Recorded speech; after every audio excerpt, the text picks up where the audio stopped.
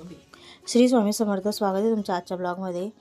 आज नेहमीप्रमाणे पटापट कामं आवरून घेतले आणि आज गुरुवार असतो, गुरुवारी मला मठात जायचं असतं आणि आज आमच्याकडे इलेक्शन होतं, त्याच्यामुळे शाळेला सुट्ट्या होत्या. मुलं पण घरीच होते.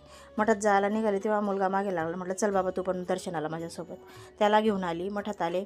आम्ही गेले तोपर्यंत अभिषेक होऊन गेला होता, कारण आज गर्दी खूपच होती रस्त्याने, तर उशीर झाला आम्हाला जायला. तेव्हापर्यंत महादेवाचा अभिषेकसुद्धा आवरून गेलेला होता. मग तो सापडलाच नाही आम्हाला. मग आम्ही आरती केली, प्रसाद घेतला आणि दर गुरुवारी तिथे अभिषेक गुरुचरित्र होत असतं. मग आम्ही गुरुचरित्राच्या पाठाला बसलो. नंतर व्यवस्थित आरती केली, प्रसाद घेतला आणि लगेचच आम्ही घरी निघालो. आणि तुम्ही इथला परिसर पाहू शकता किती सुंदर आहे. आणि महाराजांचा तर शृंगार आज एकदम सुंदर झालेला होता. तुम्ही पाहू शकता डोळे किती छान काजळ भरलेले आहे डोळ्यांमध्ये. इतका सुंदर झालेला होता शृंगार की असं वाटत होतं बघतच राहावा म्हणून. आणि त्याच्यानंतर आम्ही घरी आलो. श्री स्वामी समर्थ. भेटूया पुढच्या ब्लॉगमध्ये.